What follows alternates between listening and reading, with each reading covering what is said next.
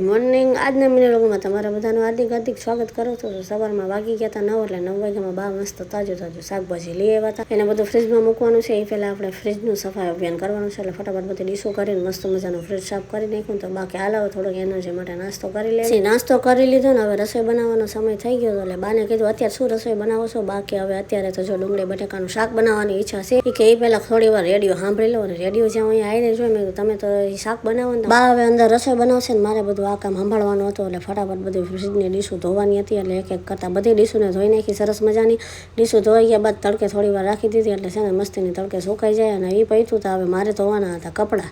2-3 દિવસના ભેગા થયા હતા. પાણી હમણાંથી આવતું નહોતું ને એટલે ફટાફટ કપડાં બધા ધોઈને સરસ મજાના સુકવી દીધા. અને હવે તો ફૂલમ થાકી ગયા હતા. એટલે જમીન તો સીધો જ આરામ કરવાનો હોય. એટલે નીંદર કરી લીધી મસ્ત મજાની. વાગી ગયા 5. હવે જે બધી ડીશો ધોઈ રહી સરસ મજાની પાછી આપણે ફ્રીજમાં સરસ ગોઠવી દેવાની છે.